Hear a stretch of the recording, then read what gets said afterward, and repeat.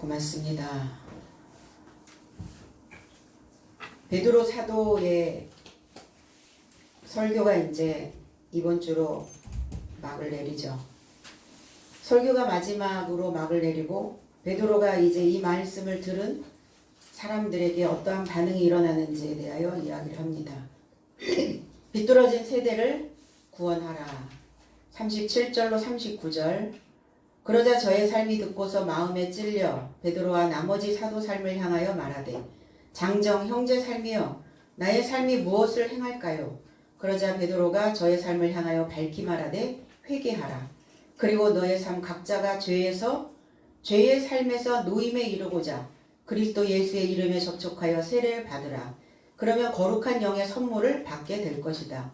왜냐하면 그것이 너의 삶과 너의 삶의 자녀 삶과 나의 삶의 하나님 주께서 먼 곳에 이르러 소환하는 모든 삶에게 연결된 소식이다.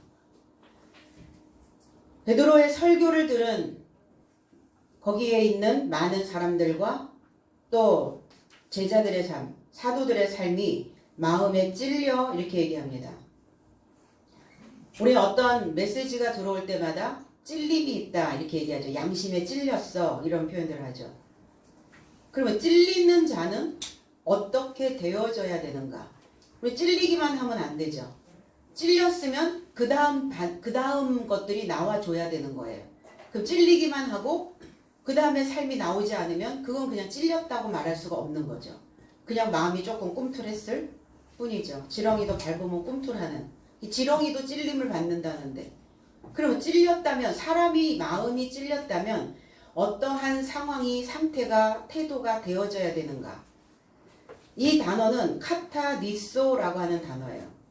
그러니까 카타 그 아래를 따라서 이런 단어거든요. 아래라는 단어예요. 그럼 아래로 푹 찔렸으니까 얼마나 깊숙이 찔려졌겠어요. 위에서 아래로 던지면 가속이 붙어서 아주 작은 것도 상당히 깊이 박히는 것을 우리는 압니다. 그래서 이것이 카타니소 따끔하게 아주 쿡 찌르다 이런 의미를 가지고 있어요. 그러면 쿡 찔림을 받는 것은 제일 먼저 어디가 찔림을 받냐면 귀가 따가워 이렇게 표현하죠. 마음으로 들어오기 전에 그 진리가 그 말씀이 귀를 꿰뚫어야 된다는 거예요. 귀를 뚫고 이것이 머리에 쿡 박히는 거예요. 그럼 쿡 박혀 있는 이 말씀이 이제 우리의 마음밭으로 내려와야 되는 부분들인 거죠. 이 단어가 히브리어에서 나카부라고 하는 단어를 만들어낸다. 찌르다, 뚫다 이런 의미예요.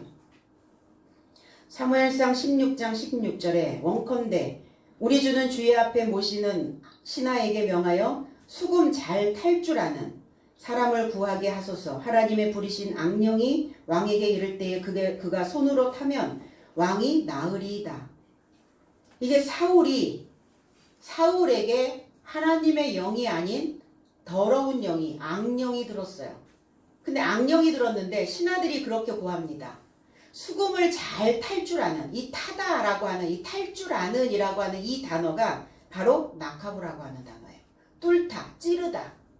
뭔가 찌를 수 있는 자, 구멍을 낼 수 있는 자, 뭔가 어떤 상흔을 낼 수 있는 자, 수금을 잘 탈 줄 아는 사람. 이 수금은 이게 키노르라고 하는 단어입니다. 키노르. 우리 이제 키타 이렇게 얘기하죠. 현악기인데 튕겨서 올리다 이런 의미를 가지고 있어요. 뭔가 그 삶 속에서 울림이 있는 사람. 그러면 다윗은 기본적으로 찔림을 받은 자라는 거예요. 찔려졌다면 구멍이 날 거 아닙니까? 구멍이 난 인생은 수금이 되어진다는 거예요. 악기가 되어집니다. 비파가 되어집니다. 우리가 기타든 바이올린이든 뭐 수금이든 비올라든 이 보면 구멍이 났죠. 안이 텅 비어 있단 말이에요. 그럼 찔려진 자예요. 그럼 찔려진 자만이 찬양을 할 수 있고 뚫려진 자만이 음을 낼 수가 있다는 거예요. 다 막혔다고 생각해 보세요. 자기 것만 자기 생각만 옳다 하고 다른 생각으로 인하여 구멍이 뚫리지 않고 있다면 다른 소리를 내 안에 저장할 수 없다는 겁니다. 잘 탈 줄 아는, 그래서 찌르다, 뚫려 있다, 우리가 보석을 끼우는 홈, 이것도 찔림을 받은 자의 모습이라는 거예요. 보석을 박으려면 뚫어야 돼요. 찔림을 받아야 됩니다. 구멍이 뚫리지 않으면 보석을 박을 수가 없어요. 때로는 인생이 살아가면서 상처를 때로는 받죠. 그럼 왜 상처는 인간에게 또 필요한 것들인가? 구멍 뚫리는 거예요. 근데 그 구멍을 어떻게 잘 활용하느냐에 따라 달라진다는 겁니다. 구멍을 뚫어서 그 상처만 붙잡고 사는 사람이 있고, 그 상처를 통해서 많은 사람들에게 이 상처를 이렇게 극복하며 이 상처를 이렇게 회복하며 왔노라고 말할 수 있는 사람들이 있다는 겁니다. 그러면 다윗은 기본적으로 구멍이 뚫렸고 찔려 있는 자인데, 그는 찔림을 받은 자인데 그 찔려 있는 구멍 뚫린 그곳에 자기의 음을 거기 안에 끼워 넣었다는 겁니다. 이게 보석과 같은 자의 모습이죠. 그래서 수금을 잘 탈 줄 아는 사람을, 이시아라는 단어예요. 수금을 잘 탈 줄 아는, 찔려 있는 자, 찔림을 받은 남자를 찾아내소서, 이렇게 간청을 하는 거예요. 찔림 받은 자. 그래서 그에게 악신이 들었다고요. 나쁜 영, 나쁘게 표현하는 사람. 옳은 건데 나쁘게 표현하는 사람들이 있죠. 맞기는 맞는데 불쾌하게 표현하는 사람들이 있어요. 이게 영이 거룩하지 못하고 깨끗하지 못하고, 그래서 항상 무엇인가 자기 스스로를 괴롭히고 또 타인을 괴롭히는 그것을 악령이다 이렇게 얘기해요. 악신이 들었다. 악신이 들었어요. 왕에게 이를 때에, 그 부리신 악령이 왕에게 이를 때에, 왕이라고 하는 이 의미가 이 알이라고 하는 단어인데 높여져 있다라는 의미를 가지고 있어요. 그러니까 사울은 상당히 높아져 있었던 사람이에요. 그러니까 높아진 것이 하나님의 것으로, 아버지의 것으로 높아져 있으면 괜찮은데 악한 것으로, 나쁜 것으로 높아져 있단 말이에요. 수위 조절이 잘 안 돼. 우리의 감정들이 점점점 올라오면 이게 수위 조절이 될 수 있어야 되거든요. 그럼 수위 조절이 안 된다는 것은 사울과 같은 자라는 겁니다. 사울이 곧 그 나쁜 생각을, 나쁜 영을 가지고 있는 자여서 수위 조절에 실패한 자의 모습입니다. 높이 솟아나 있는 거예요. 무엇인가 내 속에서 싹이 트고 있는 겁니다. 그럼 싹도 종류가 다르죠. 초록잎이냐 노란잎이냐. 싹이 노래, 이런 표현들을 많이 합니다.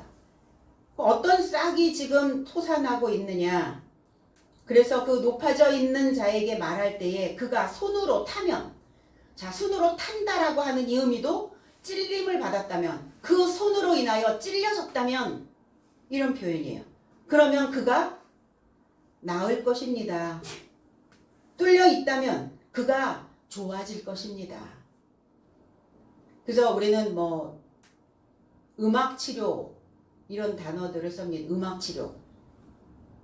그것이 아마 이 다윗이 사울에게 음악을 들려주고 또 기타를 쳐주고 그 음을 들려줘서 그 음을 타고 그 마음의 나쁜 것들을 내보냈던 것이라 생각하여 이 뮤직 세라피라는 단어가 만들어진 것 같은 생각도 듭니다. 그런데 음악을 하는 사람도 자살을 해요. 자기의 마음을 그 가사에 실어서 작곡을 한 사람들도 자살을 하는 것을 봤습니다. 그러니까 우리가 그냥 귀로만 듣는 그러한 음악으로는 마음을 치료할 수 없다는 거예요. 나쁜 생각으로부터 벗어나게 할 수 없다는 겁니다. 정녕 좋은 음악은, 좋은 소리는 자기 스스로가 하나님의 말씀으로 찔림을 받은, 구멍이 패여 있는 그 상태에서 불러내는, 그 상태에서 말하고 있는 그 음이 사람들의 마음을 회복시켜 줄 수 있다는 것이죠. 그 손으로, 손은 힘이고 손은 수단이고 손은 방향성을 이야기합니다. 어떤 방향으로 구멍이 나 있느냐예요. 어떤 방향으로 구멍이 나 있느냐에 따라서 하나님과 그게 딱 맞아떨어질 수도 있고 다른 방향으로 구멍이 나 있으면 맞아지지 않아요. 그래서 그 구멍을 맞추려고 한참을 헤매게 되고 방황하게 되는 인생들을 보게 됩니다. 하나님의 법령 안에서 뚫려 있는 자, 하나님의 법령 안에서 찔림을 받은 자여야 된다는 것입니다. 그래서 그렇다면 그가 좋아질 겁니다. 낫다라는 단어가 아니라 라파라는 단어가 아니라 토브라는 단어입니다. 그럼 이 낫다라고 하는 이 토브라고 하는 단어는 하나님의 보시기에 좋았더라. 이 좋다라고 하는 단어가 토브라는 단어예요. 그럼 어떻게 해야 하나님 보시기에 좋아질까요? 제대로 된 음을 낼 수 있어야 되겠죠. 지혜로워야 되고 충실해야 되고 어떤 것이든 찔림을 받은 자들은 장성한 자의 삶으로 있어야 된다는 겁니다. 그래서 찔림을 받은 사도들, 오늘 이 찔림을 받은 사도들의 상태를 베드로는 이렇게 말합니다. 장성한 형제들이여. 근데 이제 아내르라고 하는 단어가 항상 해석이 안 돼요. 개역성경에는. 그 앞에 형제들이여, 형제여 이렇게 베드로는 이야기하는데 형제들아가 아니에요. 장성한 형제의 삶이요 이렇게 표현하고 있습니다. 그러니까 찔림을 받을 수 있는 자들은 장성한 자가 아니면 찔림을 못 받는다는 거예요. 찔림을 받아도 구멍이 나지 않아요. 보석을 끼워 놓을 수 있는 홈이 만들어지지 않습니다. 그러니까 좋은 음이 나오지 않는 거예요. 나쁜 소리가 나오는 거예요. 수위 조절이 안 되는 겁니다. 그래서 장성한 형제들이 되어서 듣기 좋은 소리가 만들어져야 되는 것입니다. 여호와의 영이 떠난 사울은 악령이 되었다는 거예요. 그래서 늘 괴롭힘을 받죠. 타인을 괴롭히는 소리를 내려면 기본적으로 먼저 그 소리를 내가 내 속에서 들어야 하고 그리고 그 소리를 바깥으로 내뱉어 타인에게 그 소리를 내죠. 사무엘상 16장 23절에는 하나님의 부리신 악령이 사울에게 이를 때에 다윗이 수금을 취하여 손으로 탄즉 사울이 상쾌하여 낫고 악령은 그에게서 떠나니라 그랬어요. 여기에서 손으로 탄즉 이랬어요. 손으로 구멍이 뚫어진 즉 구멍이 뚫린 그 손으로 음악을 했더니 악령이 떠나갔대요. 그럼 다윗이 낸 이 수금의 소리는 과연 무슨 소리냐는 거예요. 악기였겠어요? 그때 기타가 있었을까? 비파가 있었을까요? 피리가 있었을까요? 있었을 수도 있죠. 근데 무슨 악기를 가지고 다녔겠어요, 다윗이? 스스로예요. 마음에서의 울림입니다. 찔림을 받은 마음에서의 울림이에요. 그 나쁜 생각으로부터 벗어나지 못하는 것을 하나님의 말씀으로 하나님의 소리로 들려준 거예요. 그러니까 사울이 상쾌하여 이렇게 얘기했어요. 상쾌하다. 숨을 쉬기 시작했다고요. 루아흐라는 단어예요. 사울의 영이 하나님의 영으로 이제 숨을 쉬기 시작한 거예요. 그전에도 숨을 쉬고 살았는데 악령이 숨을 쉰 거죠. 그러니까 숨이 가빠지죠. 속에 건강하지 못한 마음이 또 건강한 마음이 만들어지지 않으면 숨이 가빠져요. 호흡이 짧아집니다. 그러니까 생각해야죠. 숨이 가빠지고 호흡이 짧아질 때 내 속에 건강하지 못한 감정들이 내 호흡을 이렇게 가쁘게 하는구나. 분노가 올라온 사람들의 숨소리를 들어보셨나요? 높은 고도에 올라가는 사람들의 숨소리와 흡사하다는 겁니다. 올라와 있는 거예요. 감정선이 이만큼 올라와 있는 거죠. 그래서 그 숨을 쉬었다. 그리고 이성적으로 논리적인 생각들을 이제 하고 하니까 좋아졌더라.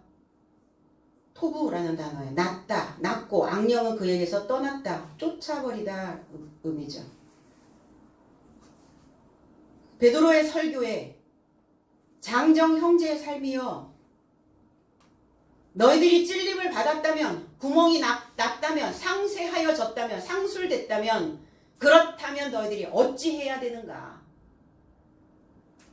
어찌할꼬 나의 삶이 무엇을 행해야 되는가? 이 할꼬라고 하는 이 단어가 포이에오라는 단어예요. 나의 삶이 무엇을 행할까요? 무엇을 실천할까요? 무엇을 만들어내야 될까요? 그러니까 베드로는 회개하라.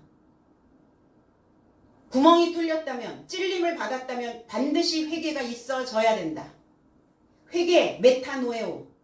메타라고 하는 단어는 한복판에서 연합하다예요. 중심에서 연합하는 거예요. 연합이라고 하는 단어와 노이에오라고 하는 단어, 마음에 두고 심사숙고하다, 신중하다. 그리고 이 단어가 누스라는 단어와 만나는데 이 누스라는 단어는 지능이라는 단어예요. 그러면 회개라고 하는 단어는 뭐냐? 그리스도의 지능과 인지와 지식과 한 복판에서 연합하는 거예요. 반성하는 게 아닙니다. 잘못을 비는 게 아니에요. 다른 사람들에게 사죄하는 게 아닙니다. 회개예요. 뭐 어떤 곳에서는 매주 성도들이 이렇게 일어나서 회개를 한다고 그러더라고요.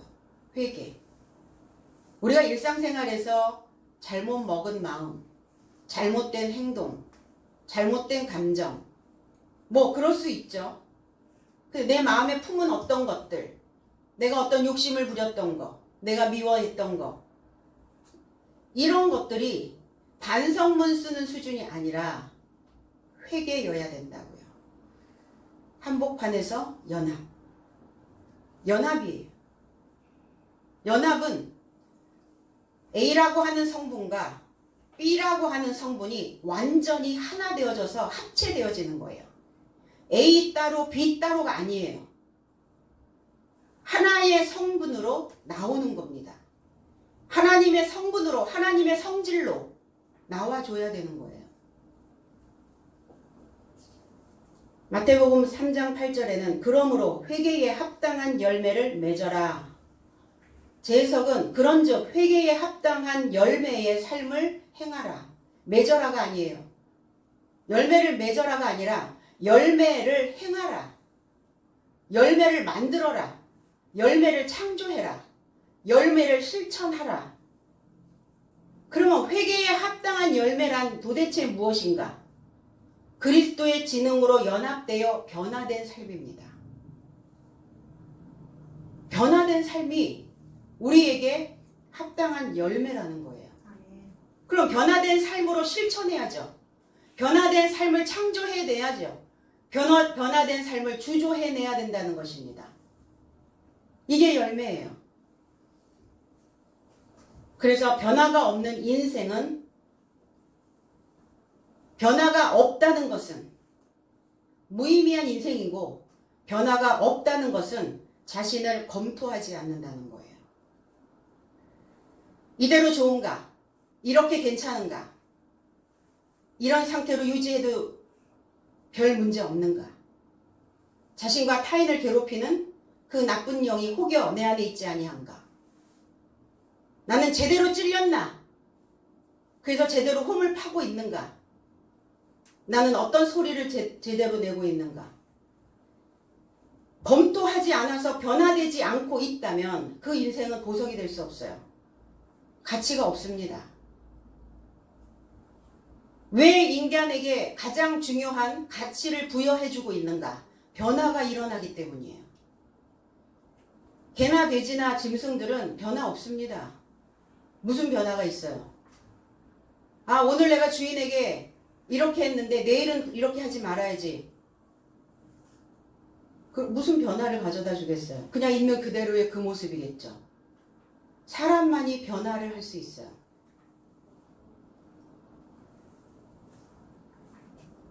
변화가 없다면, 가치가 없는 인생으로 계속 살고 있다면 과거의 희생자로 살고 있는 거예요. 왜 나를 자꾸 희생자로 만들어요? 나를 왜 자꾸 피해자로 만듭니까? 과거의 피해자로부터, 과거의 가해로부터, 또 과거의 희생으로부터 벗어나려면 오늘 그리스도의 지능으로, 그 말씀으로, 진리로 지능이 만들어져야 될 줄로 믿습니다. 그리고 예수 그리스도의 이름으로 세례를 받고, 이름으로 세례를 받다. 성부와 성자와 성령의 이름으로 세례를 준다. 이러면은 예수 그리스도의 이름으로 세례를 받는 겁니까? 물론 표면적으로 우리는 그렇게 세례를 다 받아왔어요. 그런데 세례 또한 표면적인 것뿐만이 아니라 세례는 또 이면적인 것이어야 된다는 거예요. 세례는 뭡니까? 물속에 들어가는 거죠. 수장되어지는 겁니다. 세례는 뭡니까? 죽는 거예요. 물속에 들어가면 어때요? 내 몸에, 온 세포에 붙어있는 모든 너덜거리는 것들을 다 싹 정리하는 거예요. 그리고 물속에서 올라오는 거죠. 그리고 다시는 물에 빠지지 않아야 돼요. 인생들이 왜 허우적거리고 살아가나 보니까 자기 안에 있는 물에 늘 빠지는 거예요. 그 생각에서, 그 감정에서, 그 사상으로부터 늘 빠져서 허우적거리고 살고 있더라고요. 어떤 거에 대하여 목을 메고 있는가에 따라 목 메고 있는 그 사상이 물에 빠지는 거예요. 내 안에 주어진 어떤 관심거리, 그런 거에 우리는 늘 빠지죠. 빠지면 안 되거든요. 아, 내게 이런 관심들이 있구나, 이런 요소들이 있구나, 이러고 밟고 가야 되는데 빠져버리는 거예요. 그러면 세례는 영영 받을 수가 없겠죠. 겉으로는 받는데, 유아 세례서부터 받았는데 나의 감춰져 있는 곳, 내 아의 이면적인 세례를 못 받게 되는 거예요. 그러니까 예수 그리스도의 이름에 접촉하여, 이름 의로가 아니라 의로, 에피라고 하는 단어예요. 이름과 연결하여 세례를 받으라. 그러면 그 이름과 어떻게 접촉할 수 있는가? 그리스도의 이름과 어떻게 접촉해야 되죠?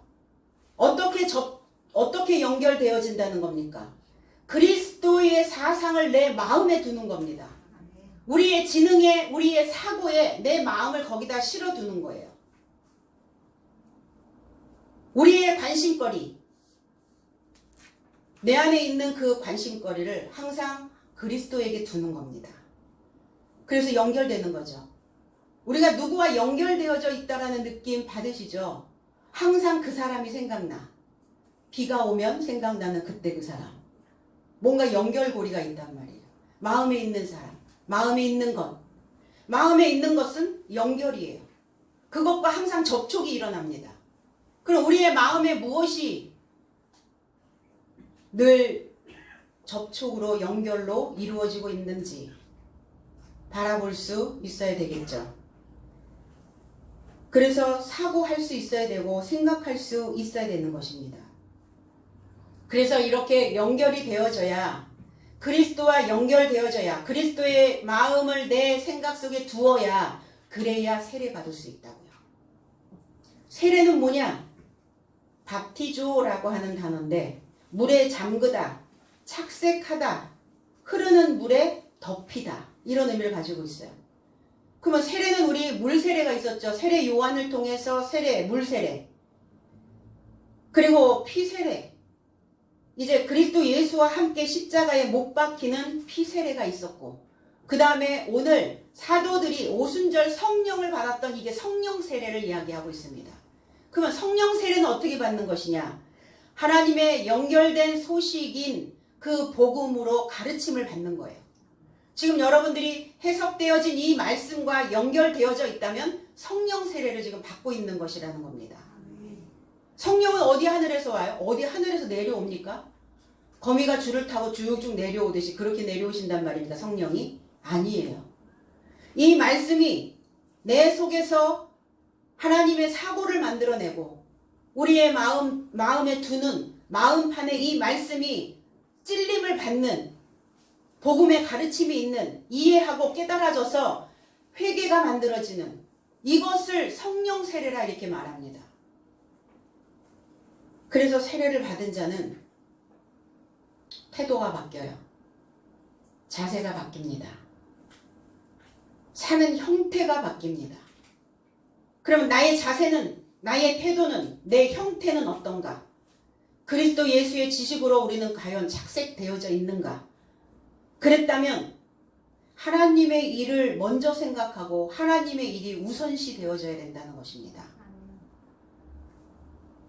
나의 사상에서 건짐을 받는 것이죠.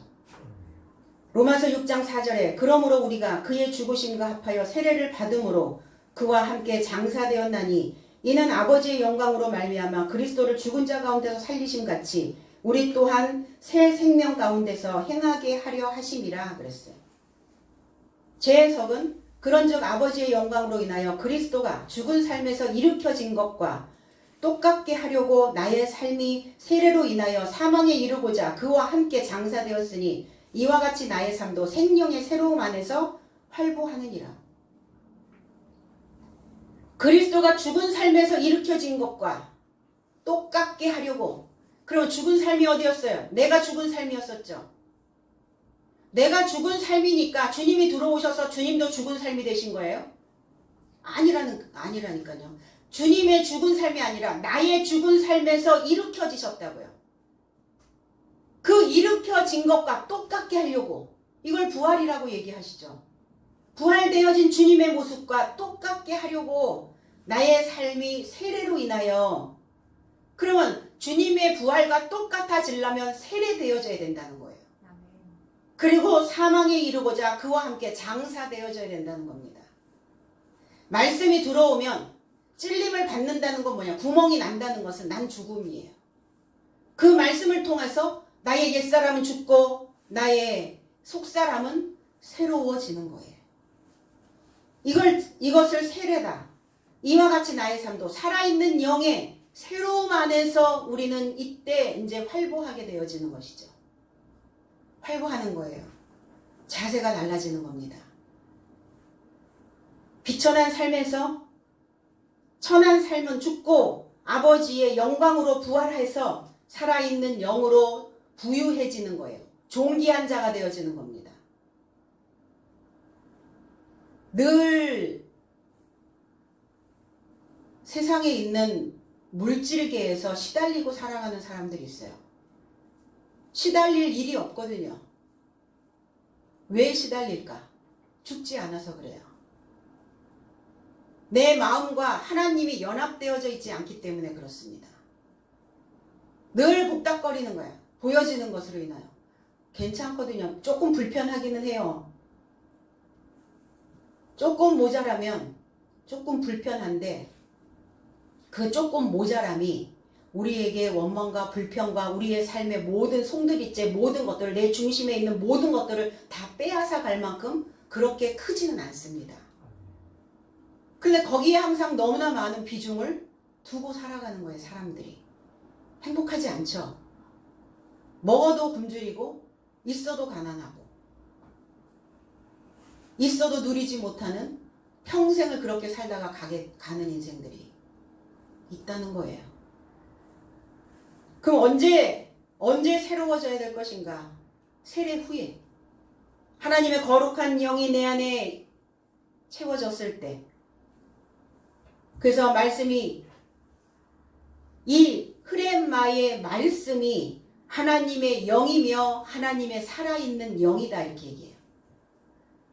흐레마의 말씀이 살아있는 영이다. 고린도후서 5장 17절에는 그런즉 누구든지 그리스도 안에 있으면 새로운 피조물이라. 이전 것은 지나갔으니 보라 새 것이 되었도다. 뭐가 새로워졌다는 거예요? 생각이요. 마음가짐이. 우리의 사고가. 내 마음의 중심이 한복판이. 그게 새로워지려면 옛것은 지나가게 둬야죠. 그거 붙잡고 늘어져 있어서는 안 된다는 겁니다. 제 해석은 누군가 그리스도 안에 있는 새로운 창조물이면 본래의 삶은 지나갔으니 보라 모든 삶이 새로운 삶이 발생되었도다. 자, 성경에서 피조물이라는 단어가 있어요. 이 피조물이라고 하는 단어는 크리티스라고 하는 단어입니다. 헬라어에. 근데 이 크리티스라고 하는 이 단어는 창조물, 최초의 창조, 주조하다, 창조하다라는 단어예요. 근데 이 사전적 의미에서 하나의 단어, 피조물이라고 하는 단어가 하나 있는데 사람들이 왜 창조물을 왜 피조물로 이렇게 이 세상에 있는 모든 만물, 모든 것 그거 다 피조물이에요. 그럼 거기에 소속되어져 있는 인간도 피조물이란 말인가? 아니죠. 창조주에 의해서 창조되어진 창조물이라고 말해야 된다는 거예요. 피조물은 인간인데 피조물도 있어요. 그럼 인간인데 피조물이 될 것이냐 창조물이 될 것이냐예요. 피조물은 변화되지 않는 것, 바뀌지 않는 것, 이런 거 다 바뀌지 않아요. 그쵸? 이런 거 바뀌지 않습니다. 바뀌지 않는 자, 피조물이에요. 변화되고 있는 자, 창조물입니다. 근데 창조물이라고 해야 맞아요. 피조물이라는 단어가 아니에요. 크리티스라고 하는 단어는 창조입니다. 근데 왜 창조물이라고 하지 않고 피조물이라고 했을까? 사람들은 이렇게 생각해요. 신과 하나님과 인간이 동격이 되는 것을 못 참아요. 있을 수 없는 일이라고 생각하는 거예요. 어떻게 우리가 하나님과 인간이 같은 라인에 설 수 있단 말이냐. 그건 하나님에 대하여 신에 대하여 불경스러운 것이다. 인간은 항상 낮아 있어야 돼. 저 아래 비천한 모습으로 있어야 돼. 이렇게 생각을 했기 때문에 인간을 창조물이라는 단어, 창조주라고 하는 이 단어, 창조라는 단어를 사람에게 붙이는 것을 불경스럽게 생각한 거예요. 그러니까 인간을 피조다, 피조된, 피조물이다 이렇게 만들어 놓은 거죠. 그럼 변화되지 않는 이런 모든 물건들, 동물이든 식물이든 모든 것들이 다 피조물입니다. 우주 삼라만상, 우주 안에 있는 모든 것, 모든 물건 이런 것들을 다 피조물이라고 해요. 그래서 피라고 하는 것은 두를 피, 입을 피, 입었어요. 피, 조, 지을 조, 물건물입니다. 그러니까 입고 있는 상태로 두르고 있는 그 상태로 지음을 받은 물건, 입고 있는 상태로 지음을 받은 이 물건, 이게 피조물이에요. 그래서 옷을 바꿔 입지 않으면 피조물로 있습니다. 근데 우리가 세례를 받았다면 창조물이어야죠. 창조물이 되어져야 되는 겁니다. 우리는 가끔 사람에게 물건이라는 단어를 쓰기도 합니다. 아유, 저 물건 같으니라고. 그럼 어떤 뉘앙스겠어요? 아, 늘 새로움을 두르고 있는 사람이겠어요? 늘 그 상태에 머물러 있는 사람. 조금 무엇인가 이게 건드리면 바꿔 입어야 되는데 바꿔 입지 않고 있는 사람을 우리 물건이라는 표현도 하긴 합니다. 그 물건이 말이야 이렇게 말하죠. 그래서 그 물건이 어땠단 말이야. 그 사람을 지칭하는 거예요. 그 우리는 그리스도 안에 있는 자들은, 하나님을 믿는 자들은 하나님의 지능을 가지고 하나님의 사고를 가지고 이 한복판에서 연합하고 깨달아 변화되고 있는 자들은 창조물이다. 이 창조물들은 반드시 세례를 거쳐야 된다는 거예요. 그래서 그 세례를 받았다면 성령을 선물로 받게 될 것이다. 성령이 뭡니까? 거룩한 영이죠. 거룩한 영을 선물로 받는데요. 거룩한 영이 무엇입니까? 아버지의 말씀으로 연결된 소식, 유앙겔리온, 복음입니다. 복음. 좋은 소식이 우리에게는 선물인 거예요. 왜? 아버지의 영이기 때문에, 거룩한 영이기 때문에. 난 나쁜 영으로 살고 있었는데 거룩한 영으로 내가 선물이 되어진 거예요. 좋아진 거예요. 좋아 보이는 거예요. 아, 너 참 좋아 보인다. 너 좋아졌어. 우리 이런 표현 들으면 좋잖아요. 너는 왜 얼굴이 그렇게 갈수록 나빠지니? 뭐 불편하죠, 그죠? 복음에 되는 거예요, 복음. 내가 성령을 선물로 받았다면 복음이 되어져야 됩니다. 복음이 되어서 나의 삶도 새롭게 창조하고 하나님의 거룩한 영과 접촉이 되어지면 그리스도의 증인이 되어진다는 거예요. 그리스도의가 아니라 그리스도와 증인 삶이 되어질 수 있습니다. 성령을 선물로 받으면 또 나타나는 현상이 있어요. 그가 거룩한 영으로 선물이 되어진 인생들은 반드시 죄로부터 노임을 받습니다. 죄 사함이라고 되어져 있는데 사함이 아니에요. 그럼 죄를 사함 받았다면 우리는 다시 죄인이 될 수 없네요. 근데 말로는 죄 사함을 받았다고 하면서 주님, 내가 죄인입니다. 이 죄인이란 단어를 많이 쓰잖아요. 물론 그 사람은 여전히 죄의 사함을 받지 못하였을 수도 있겠죠. 근데 이 사하다라는 이 단어가 사하여지는 것이 아니에요. 자유케 되어지는 겁니다. 아피엠이라고 하는 단어인데, 아피엠이라는 단어인데 따로 내놓다라는 단어예요. 떼어놓다, 분리하다. 죄로부터 분리되어지는 거예요. 죄에 묶여 있었거든요. 그럼 죄가 뭡니까? 잘못하는 거. 잘못하는 인생. 그래서 잘하려고 하지 않고 잘못하지 않으려고 한다고 그러잖아요. 사람들도. 잘못하는 거. 그러면 잘못한 인생들은 어떤 상황이 벌어지냐면 몫을 분배받지 못해요. 어떤 몫을? 좋은 삶을, 좋은 영향력을 분배받지 못합니다. 그 몫을 받으면 어떻게 되어지요? 어떻게 돼요? 부유해지죠. 몫을 못 받으면 쪼들리죠. 그냥 쪼들리니까 어때요? 마음의 여유가 없으니까. 마음이 넓어지지 않으니까 뭐 하나 딱 레이더에 걸리면 못 참고 그냥 해대는 거예요. 넓혀야 되는데 충분히 내 생각은 이래, 내 마음은 이런 거야, 이렇게 해줬으면 좋겠어, 이렇게 표현해도 될 것을.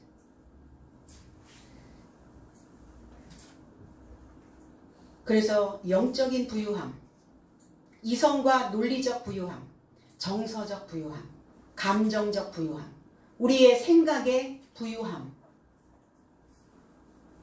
이걸 누려야 되는 거예요. 세상 사람들이 누리지 못하는 것들을 우리는 누려야 되는 겁니다. 그래서 죄로부터 자유케 되는 거예요. 네 죄를 사하노라. 사함 받았으면 죄는 다시 들끓으면 안 되겠죠. 죄로부터 노임을 받는, 죄로부터 분리되는, 이것이 또한 우리에게는 기쁜 소식이라는 겁니다.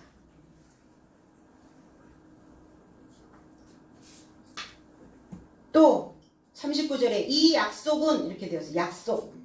약속, 이 단어가 에판겔리아.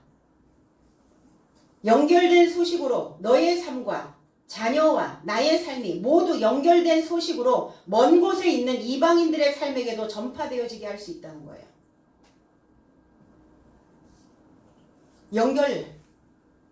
계속 연결되어지는 거예요.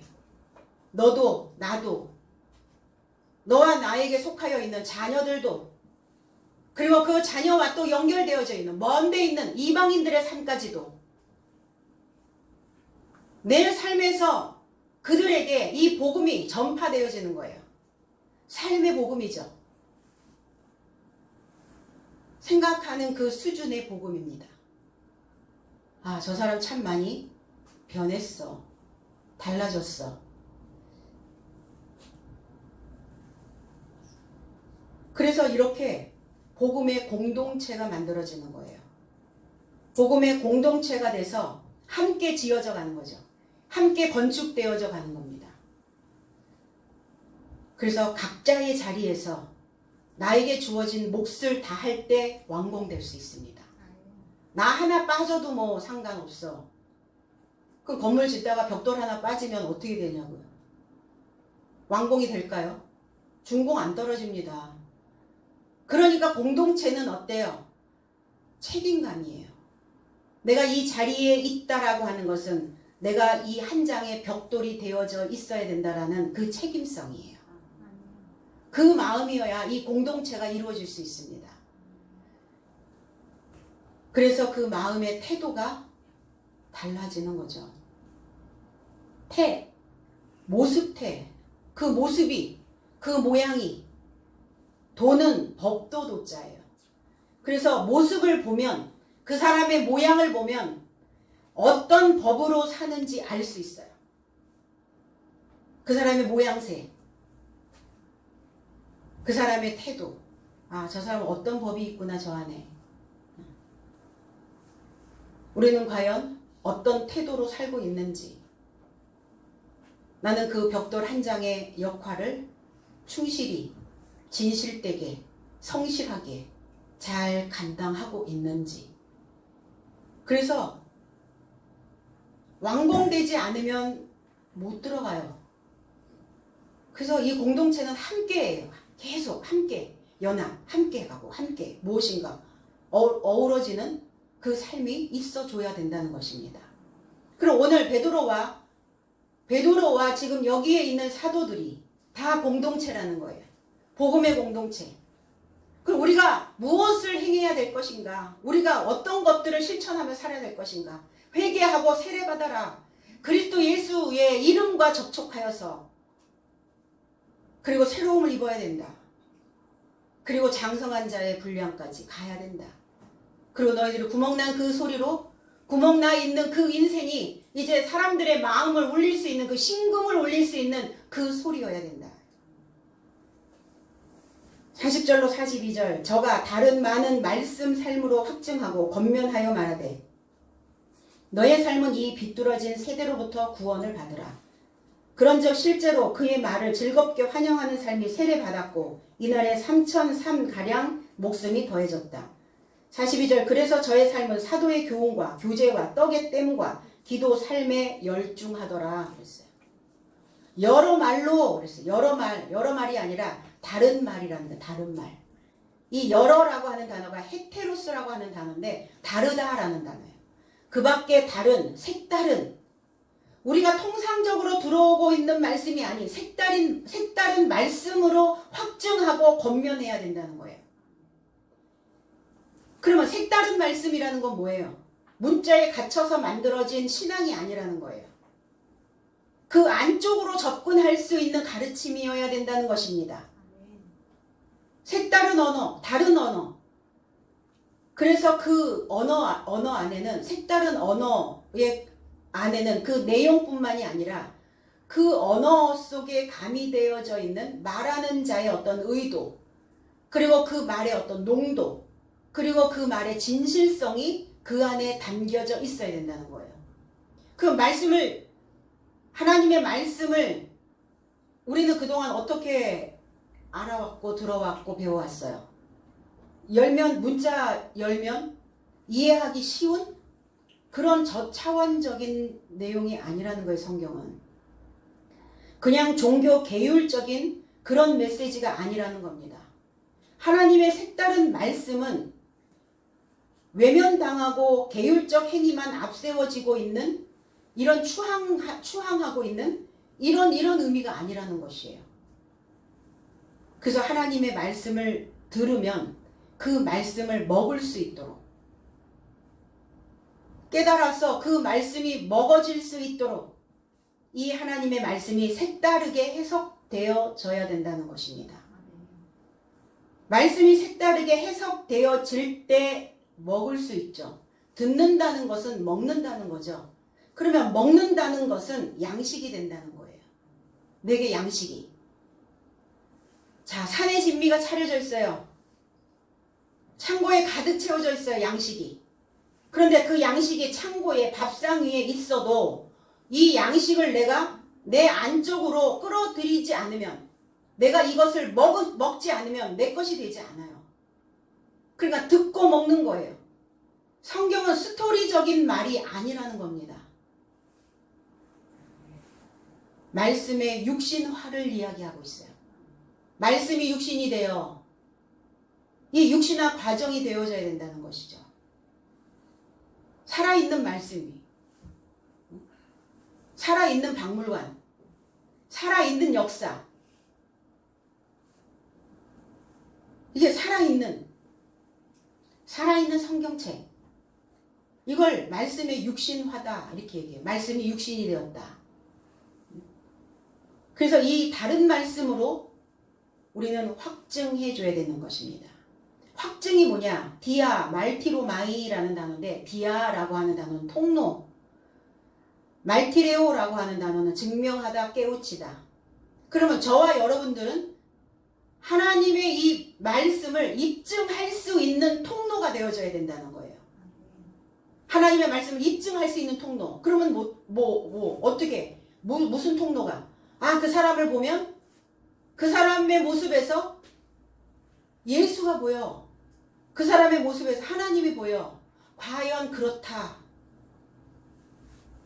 내 삶을 통해서 그리스도가 확증되어지고 내 삶을 통해서 사도들의 삶이 확증되어져야 된다는 거예요. 증명해야죠. 입증해야죠. 나의 믿음을 입증할 수 있다면 나의 행함으로 하나님을, 내가 실천함으로 인하여 하나님을 확증시키는 거예요. 믿는데 믿으나 안 믿으나 똑같아. 확증할 수 없죠. 교회 다니나 안 다니나 별반 다르지 않아. 안 다니는 사람이나 다니는 사람이나 섞어놓으면 분류가 안 돼. 입증할 수가 없다는 거예요. 저 사람 교회 다니더니 참 많이, 저런 모습이. 그게 삶의 입증이에요. 살아가는 형태의 입증이 되어져야 된다는 겁니다. 이런 실천하는 믿음으로 가까이 초청해서 패역한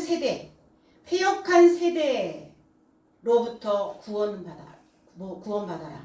패역하다라는 의미는 이 스콜리오스라고 하는 단어인데, 휘어져 있다, 구부러져 있다, 삐뚤어져 있다.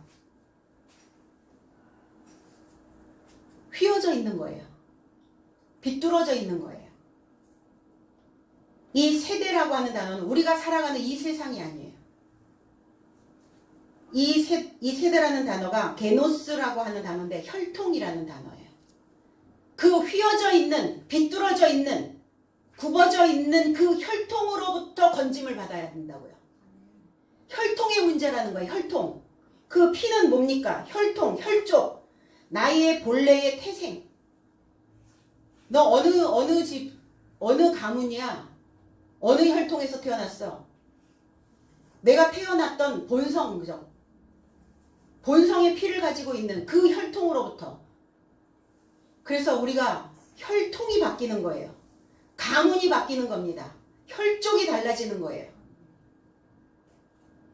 내가 태어난 그 혈통으로 산다면 어떨 것 같냐고요.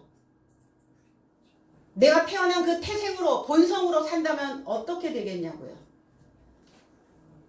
늘 휘어져 있고 구부러져 있고 비뚤어져 있어요. 다 휘어져 비뚤어져 보이니까 어때요? 평탄치가 않아. 생각을 평평하게 만들어야 되는데, 평탄해야 되는데 늘 이렇게 굴곡이 있어. 업다운 이게 계속. 좋을 때는 누구나 다 좋아요. 그런데 내가 상했을 때, 찔렸을 때, 구멍이 났을 때 어떻게 반응을 할 것인가, 이걸 심사숙고 신중하게 소리를 내시라는 거예요. 그렇지 않으면 항상 그 상태로 그렇게 되어져 있겠죠.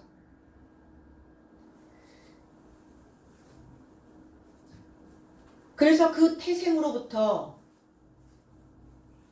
구원이다. 이 구원이라고 하는 단어는 소조라는 단어예요. 소조.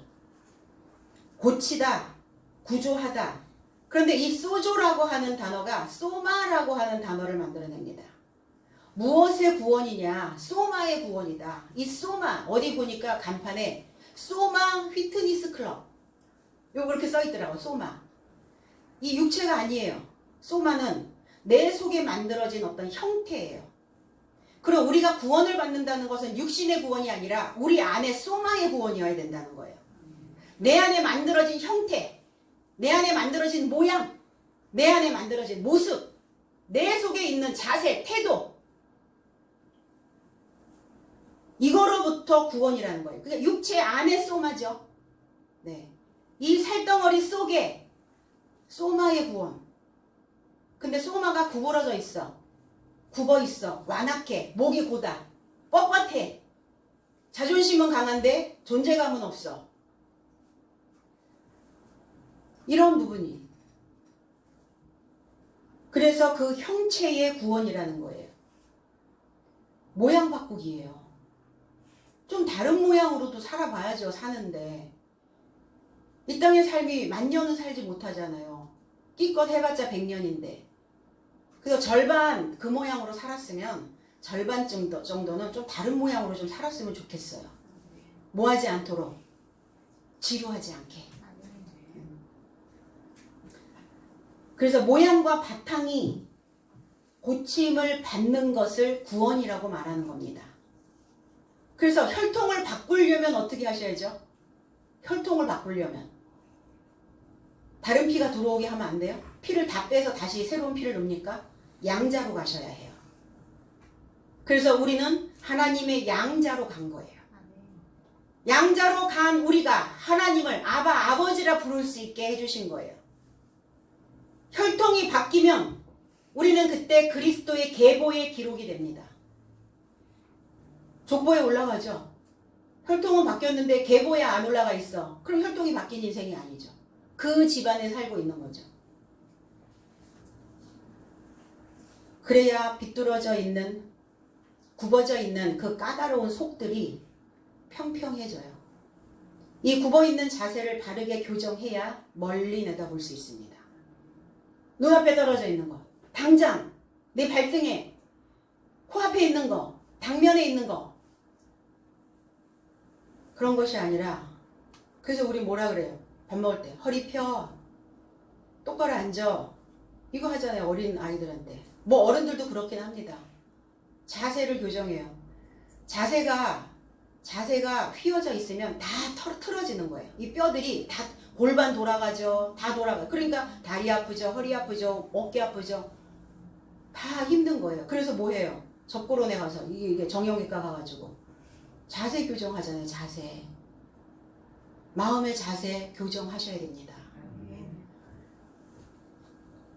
41절 그의 말을 받는 자. 그래서 말을 받다라고 하는 그 단어 앞에 즐거이라는 단어가 또 빠져 있어요. 그 말을 즐겁게 환영하는 것이 세례를 받고 있는 것이다. 그래서 말씀이 꽂히면 그냥 구멍 뚫으세요.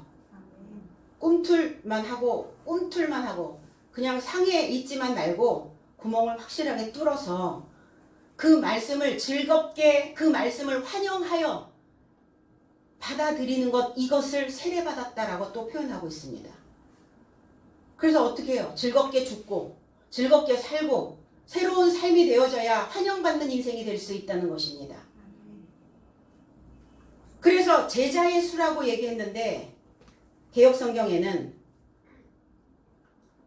제자의 수가 아니라 41절에 그 말을 즐거이 환영받는 그 사람들은 세례를 받음에 이날의 제자의 수가 제자가 아니라 목숨이라는 단어예요.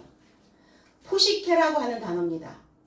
그래서 목숨의 수가 3천 삶이 되었다. 3,000명이 되었다. 목숨들이 3,000명이나 구원을 받았다고요. 3.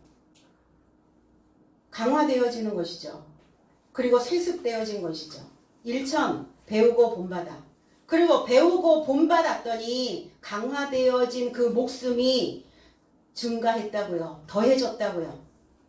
이 더해졌다라는 이 단어가 프로스티댐이라고 하는 단어인데 못못을 향하여 두다 이런 의미를 가지고 있어요.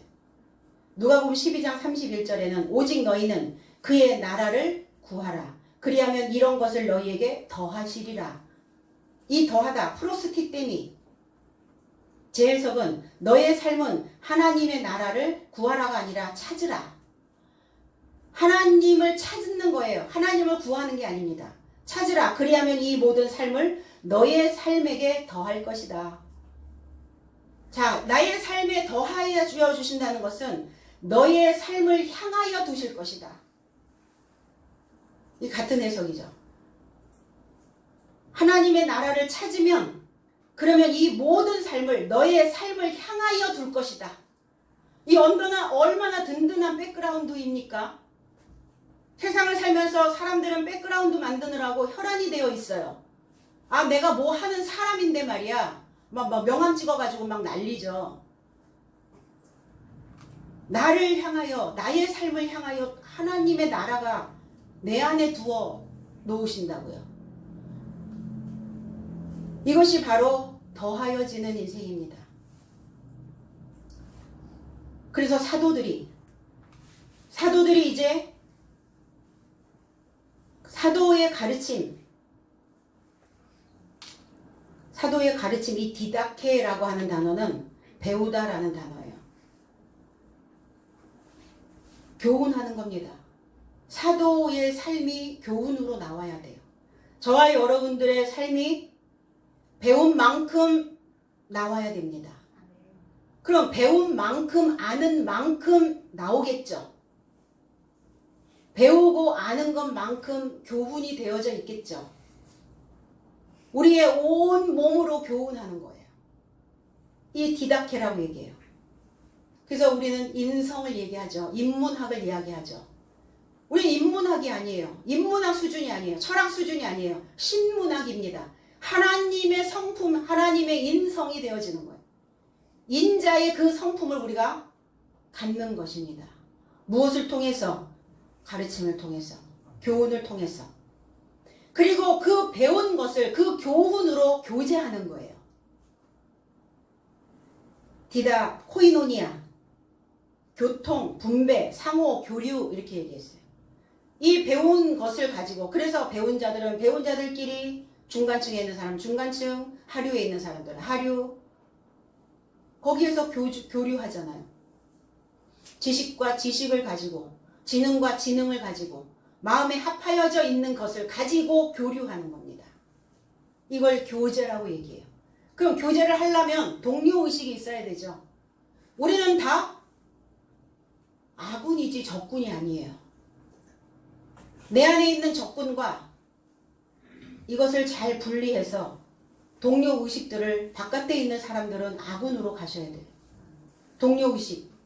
이 의식을 가지고 교통하고 내가 가지고 있는 그 지식을 분배하고 이 지식과 지식을 서로 상호 교류하는 떡을 떼며 이 아르토스 그리스도 예수의 살이 그리스도 예수의 복음이 그리스도 예수의 가르침이 살입니다.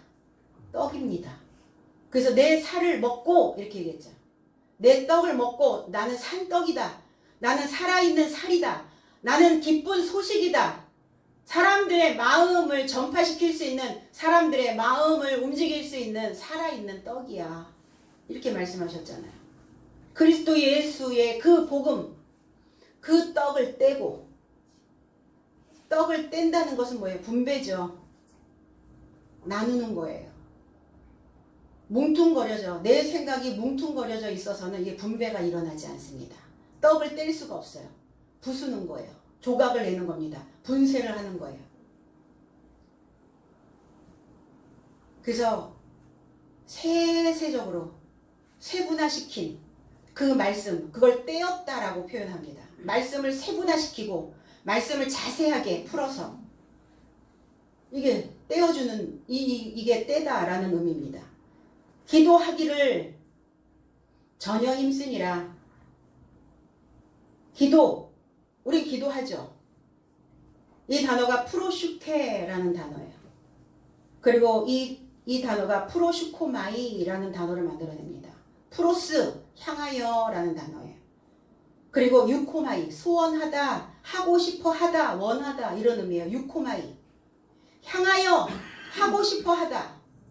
향하여, 소원하다. 향하여, 원하다. 이걸 기도라고 얘기해요.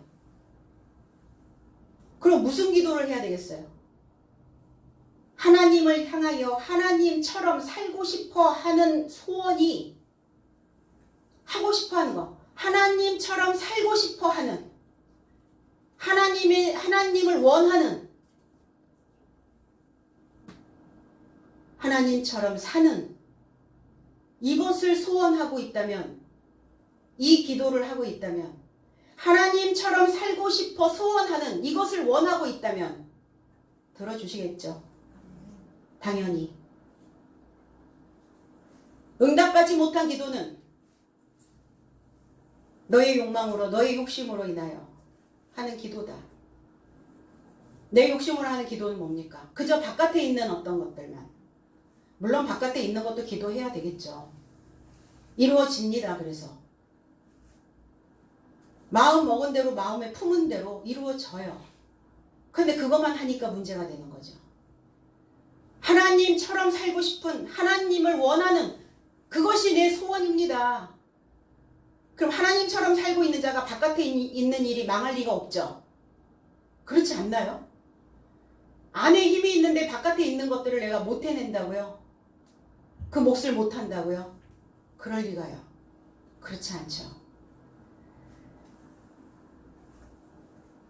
그래서 자녀가 아버지를 존경해서 아버지처럼 그렇게 살고자 원하는데 안 돼라고 말하겠어요?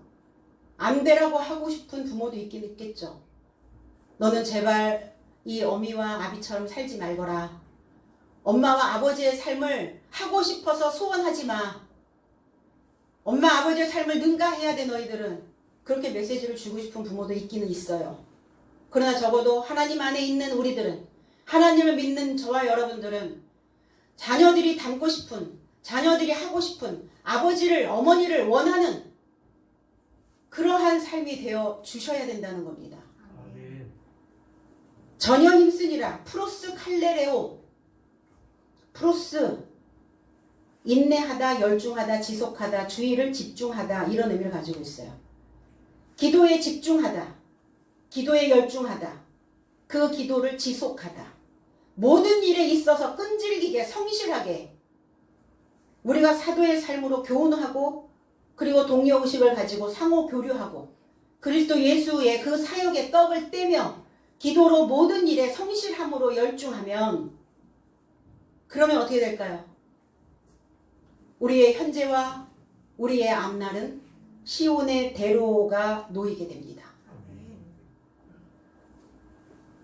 그래서 보는 거예요.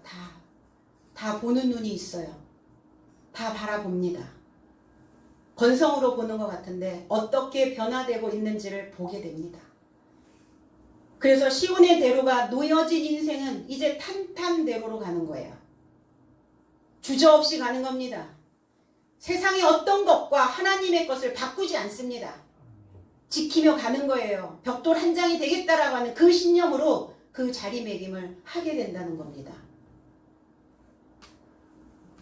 그래서 인내의 말씀을, 인내로 그 말씀을 배우면 그 배우는 일에 지속하고 지속한 그 인생은 반드시 그 앞날에 부유함이 축복된 삶이 놓여지게 될 것입니다. 기도하겠습니다. 아버지 은혜 고맙습니다. 오늘 우리에게 주시는 이 메시지를 통해서 하나님 말씀이 내게 찔림이 되어졌다면 우리는 분명 소리를 내는 수금과 같은 비파와 같은 그 현악기가 되어져 있어야 될 것입니다. 하나님의 음을 담아 많은 사람들의 마음을 하나님께로 오게 할 수 있는, 연합시킬 수 있는 그러한 마음들이 되게 하시고 이 사도들의 삶의 가르침을 통해서 모든 사람들이 다 하나로 연결되어질 수 있도록 주님 역사하여 주시옵소서. 우리의 삐뚤어진 그 삶이 있다면, 우리의 굽어진 허리가 있다면 오늘 이 말씀을 통해서 다시 자세가 교정되어질 수 있도록 주님께서 도와주시고 하나님을 향하여 소원하는 하나님처럼 살고자 원하는 이러한 기도에 하나님 반응하시고 응답하셔서 오늘 이 자리에 하나님의 존귀한 백성들이 있게 된 줄로 믿습니다. 하나님이 이 기도를 인내하며 결실할 수 있도록 주님 역사하여 주시고 배움의 자리에 지속적으로 우리 모두가 다 함께 완공되어질 수 있도록 주님 축복하여 주시옵소서. 감사드리며 예수 그리스도의 이름으로 기도하옵나이다. 아멘.